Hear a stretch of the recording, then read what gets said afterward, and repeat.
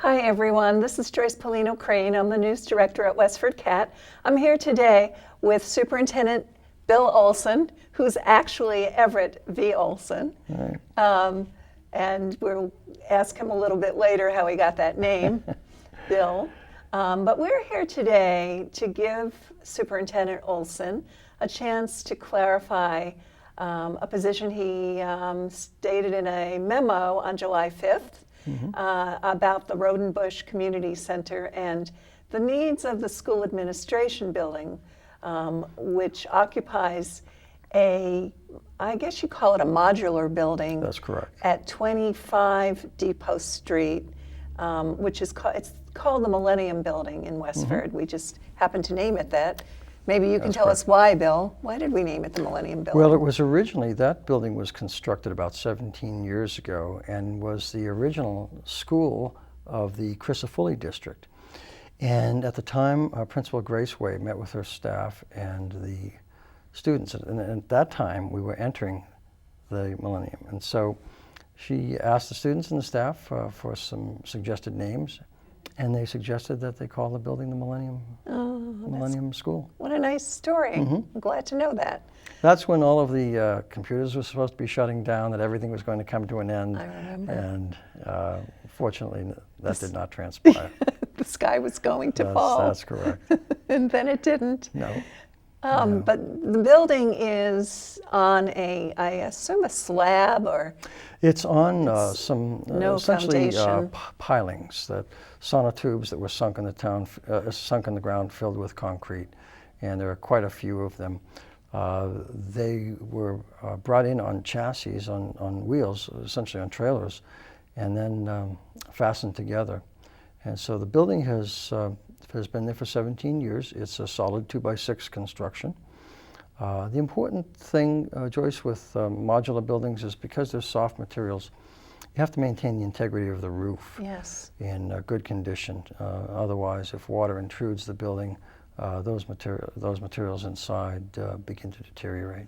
Right. So when I met you, so you've been in town, you just were telling me 32 years as a school administrator. Right. And I came to town in 2002, somewhere around there, where I was asked to cover the town by the Boston Globe. And you were the business director at the time. That's correct. And so you were the guy who took care of all the school buildings for many, many years. Right. So from my point of view, you're the one that knows the most there is to know about buildings. Well, I hope so, because it's been a very interesting job.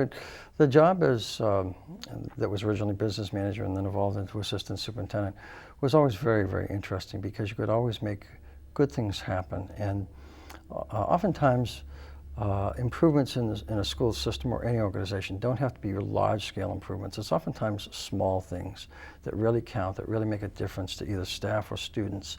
And that's what I delight in, is making sure I understand, from talking with the staff or talking with the students, and also parents, how do we improve the school facilities?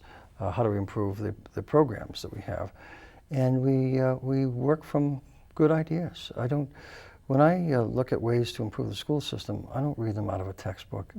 I go to the practitioners and say, what's working with our students and what's not working with our students, and how do we need to improve? And what do we need to do to improve? Right, and space is so important to allow the right activities to take place. Without the proper space, it doesn't flow sometimes. That's precisely correct. And this is where I have to give a lot of credit to actually the superintendent who hired me, John Crisafulli, and also the Westford Permanent School Building Committee at the town that was convened for over 25 years. They did an outstanding job in anticipating enrollment increases and going to the state to make sure they secured funding, reimbursement funding, at 60%, a 60% rate, which was very advantageous to the town, to build some of the beautiful facilities that we have that are very appropriate in terms of spaces, the configuration of the spaces, the color palette that's in the buildings, and the materials also. Yes, I covered other towns in those early years, from 2002 to somewhere around 2007, 2009, something like that. And and so I know what happened in other towns, and other towns did not take advantage of that reimbursement program from the school building administration and didn't get the kind of buildings that Westford got.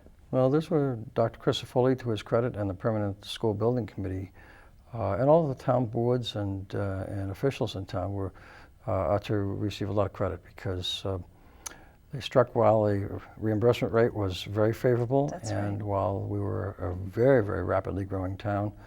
And I'm always proud to say that through all of the construction and modifications over an 18 to 20 year period, not one student missed a day of school because of those construction modifications and improvements to buildings. That was a feat because that's when I came into town, is when the school administration was moving students from one building to another and I think I sat on the phone with you or possibly Nina or someone for quite a while, just taking meticulous notes on what grades were going where at what day and what time. I mean, it was just so complicated. It was very busy, Joyce, but it was fascinating. Yeah. And I would not have changed that for anything because it required us to think constantly. And not only during the workday. I mean, when I would go home, I would be constantly thinking and making notes all night about what if we did this, what if we did that, what if we chose this option or that option in terms of housing students. And then I'd go in and we'd meet with the superintendent and principals, and we had some very good meetings. And you know, the one thing I will always say about Westford is it's always had great leadership. Yes. Whether it's at the town level, the school level, or other departments. Everyone has worked along with us in the school department extraordinarily well and cooperatively. Yeah, and I can't get over the level of volunteers, how much time people put in and the education that they have, that they give to the town for free. There's a lot of their knowledge. value-added services Yes, in yeah. Westford. But all this is background for what you came here today to talk about, which is this memo that you sent to Town Manager Jody Ross. It was dated July 5th. Right. And it did cause a bit of a stir in town. So you would like to clarify your position on that.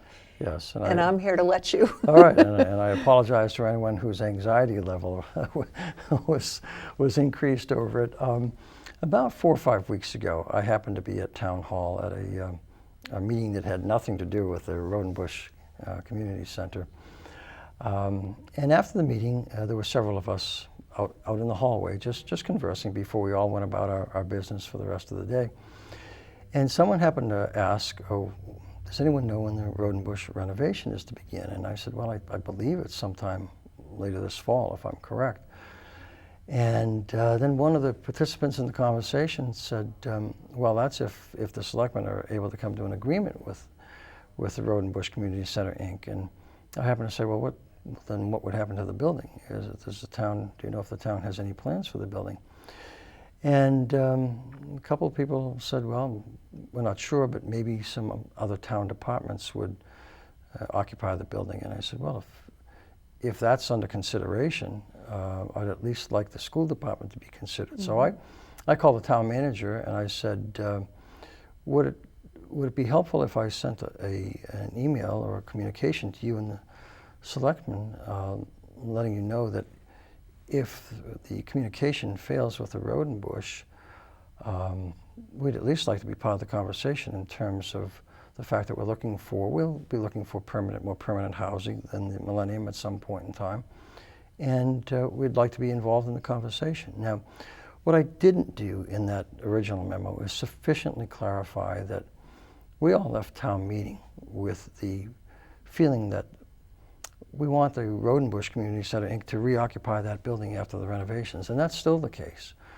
However, I don't think I did a very good job explaining that in the original memo, and I think kind of word circulated that the superintendent is trying to kind of pull the Roudenbush building out from underneath the community center organization, and would never do anything like that. We've all worked well together, and it was only if negotiations failed and if unfortunately the Roudenbush was not able to reoccupy the building. So That's why I sent another memo, I think it was last week, to the selectmen and the town manager, just clarifying the position a little bit more, because we had a school committee meeting last week at which we all discussed and agreed that, look, the desire of all of us is to see the Roudenbush Community Center, Inc. reoccupy that building and continue with their programming for the residents of the town and surrounding communities. Well, and having known you for all these years, I am certain you were not trying to undermine No, the not at Roudenbush organization. No. But I really want to talk a little bit about school administration needs in terms of a building, because it did bring things to light that maybe some of us were not thinking about a whole lot. Probably you are, but you said at the school committee meeting on I think it was July 19th, when you last met, Right. you did say that there's probably another 5 years of use out of the modular building that you're currently in. But 5 years goes by very quickly when you're talking about buildings and relocating. So, and just getting the funds approved for relocation. Yes, and I would probably provide a little more clarity from myself on that. I think the Millennium will be in use for at least 5 years. It's a very solid 2x6 construction. As we said, the materials inside are soft. They're basically sheetrock, wallboard, so no brick and mortar. The only time, Joyce, we have to be of concern in that building is when we infrequently have a tornado warning. We have to evacuate the building. We go over to the Abbott School, so that if we were ever to have a tornado, we'd be found in a different county, I think, in Massachusetts with that facility, because it's lightweight. But it's served very well, the town very well. It served the school system very well. So there is no imminent need for us to move out of that building. However, it's important for us to always look 3 to 5 years down the road and anticipate what we're going to need. Now, what I will do is, and hopefully the Roudenbush will be in the Roudenbush building, and if that's the case, I'll work with the Permanent Town Building Committee and the Capital Plan Committee to begin to articulate what our needs are in a building. And we need, obviously, office space. We don't need some large, overly ostentatious building. I mean, I'm looking for a functional building that has great utility. You probably need conference rooms. Yes, we do. And potentially a training room for professional development. Well, there are a number of needs that we have that every day in the school system manifest themselves in terms of some group of staff being at the Millennium for some degree of training. It could be our leadership team in full or in part, could be curriculum coordinators. Our digital learning specialist, Julie Boudreau, often runs a lot of technology-oriented workshops. We have some certain speakers who come in, sometimes to talk about social emotional issues with children and child development issues. We have restraint training. How do you properly restrain a child who is very emotionally upset, whether they are in a mainstream setting or whether they are a child with certain physical or cognitive disabilities? The state requires us to train our staff on how to handle students appropriately. Is that all staff, everybody? We have a certain number of people trained, and so it's sort of a train-the-trainer model, and they convey the information to others. So that the groups can vary from, could be 5 or 6 to 40 or 50 in the building at any one point in time.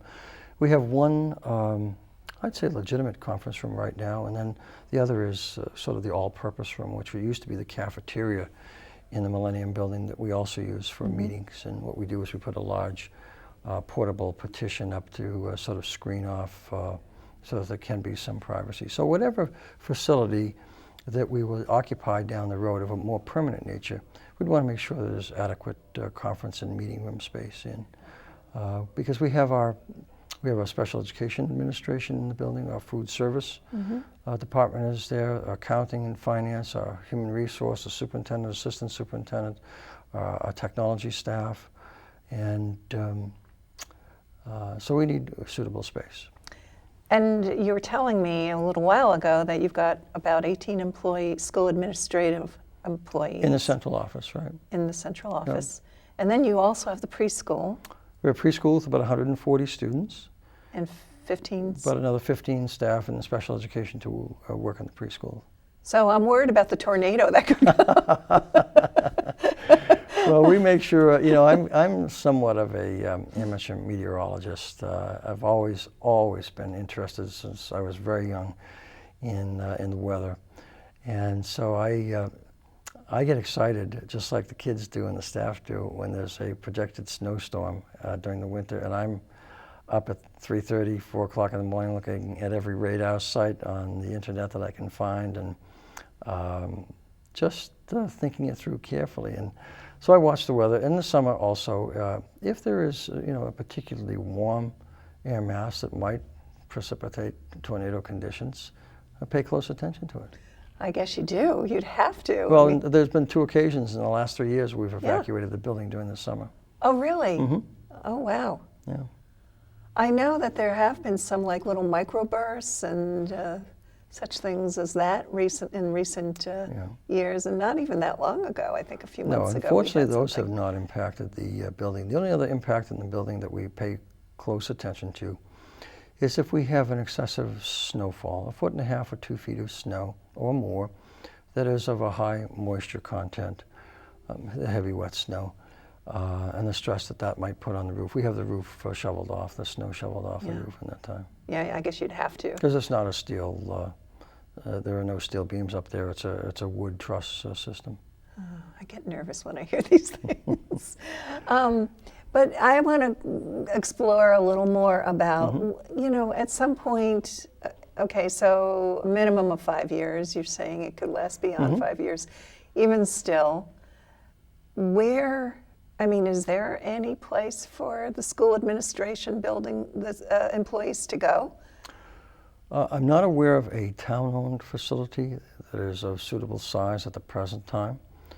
Now, if we re-enter the Roudenbush here, if for some reason the selectmen were not able to come to an agreement with the Community Center, Inc., and they were looking for other town departments or a department to occupy the building or some other use, from a school system perspective, that building would provide us with enough space for all of the functions that we need to conduct. 65 Main Street? That's correct. Okay.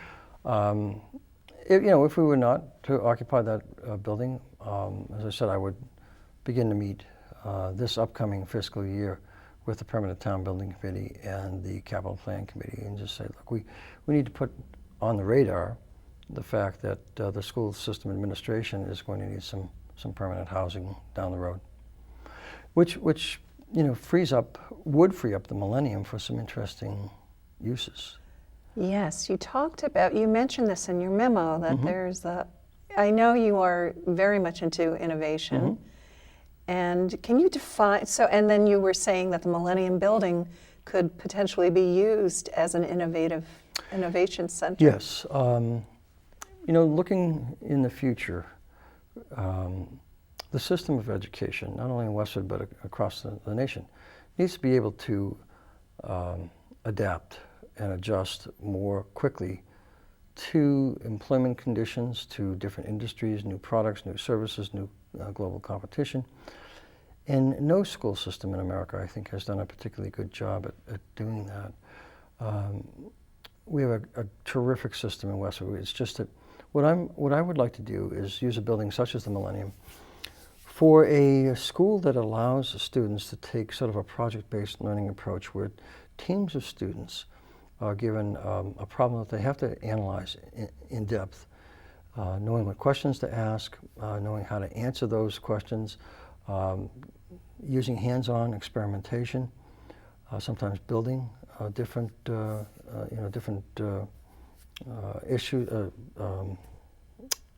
projects. Right. And it would be on an opt-in basis. I would have to check with the Department of Education, and here's where things might get a little bit sticky, because I'd want to see if the Department of Education would relax their testing requirements and allow us to perhaps use some other types of alternative assessments. We need to be able to prepare our students to be more competitive.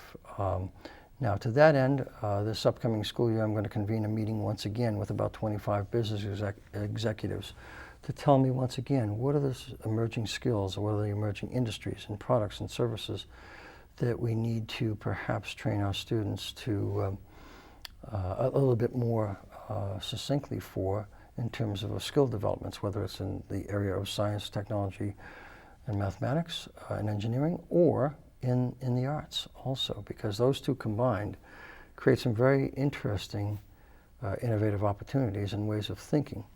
So Can you that's give us one of an the example of something like that, a combined project, like something that includes the arts with science? Well, we would, for example, if we were to take a look at designing a more efficient spacecraft, or a spacecraft that could travel a longer distance in the universe to explore the outreaches beyond what has been capable to this point in time. Oftentimes those students with sort of an arts orientation tend to be a little bit more free-thinking and creative. And what I'm looking for is somewhat of a synectics approach, where students of different perspectives, different backgrounds, different degrees of interest and areas of strength come together and start probing in terms of ideas. And so you never know what the STEM group is going to come up with, and you never know what the arts group is going to come up with in terms of ideas, but they can complement each other, according to the research, very, very interestingly. And I read a book last year, actually a couple of years ago, called The Innovators DNA by 3 researchers from Harvard. And there are 5 succinct skills that they identify that can be taught to students and to staff too, because that's very important too, because we can't expect the students to follow a particular path without adequately training the staff. So there's a lot of interesting things that we want to explore. Now, this is, interestingly, you know, my wife keeps asking me when I'm going to retire, because this is my 48th year in total, because I spent 16 years in Lowell before coming here. But I still have the same excitement and level of enthusiasm that I did 48 years ago. That's evident.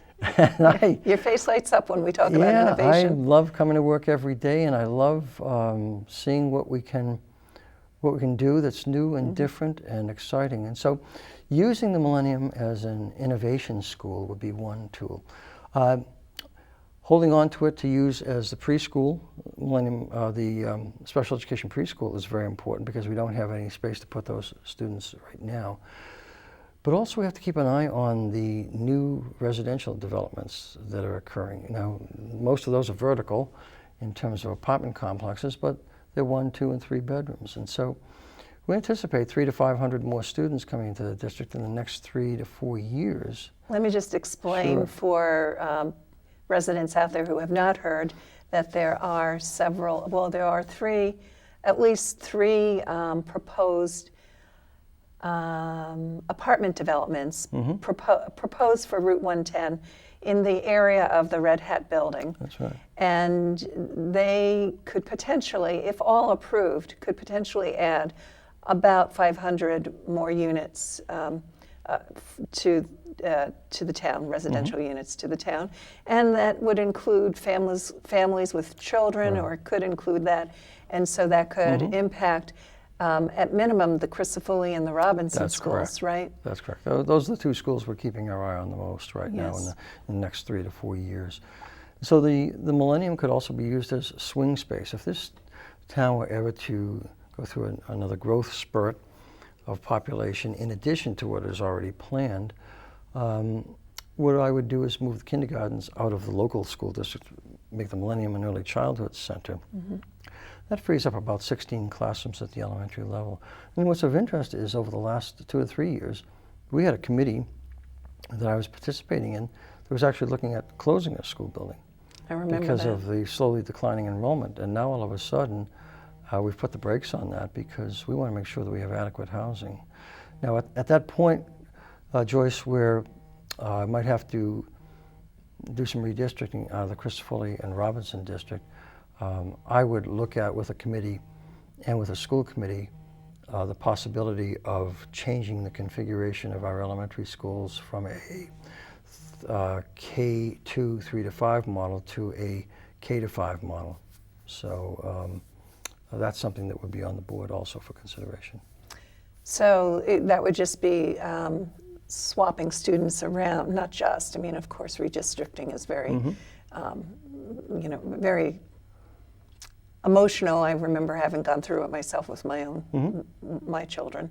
But it would not involve, a new school building at this point. No, that's correct. The existing facilities, it would just be having, instead of having K to 2 buildings and 3 to 5 buildings, each elementary school would be a K to 5 building. That's if the school committee would approve that, and if in fact we bring that forward. And so those are the things that we need to keep our eye on and take a look at. And we would have to present to the school committee what are the benefits, certainly first and foremost the educational benefits, but are there any economic benefits also to having a K to 5 school instead of the K to 2, 3 to 5 model. Right. So lots of interesting issues. It is very interesting. And we only have about a minute and a half left, and I promised our viewers that we would tell them how you got the name Bill. Well, first of all, my real name, Everett, I'm named after my father, who very proudly, I will say, was the president at one point in time of what's now UMass Lowell. He was a very highly respected college administrator, and so I'm always proud to bear that name. But one of my brothers had a tough time pronouncing Everett when he was young. So he asked my folks, you know, about a nickname, and they selected Bill, and that was it.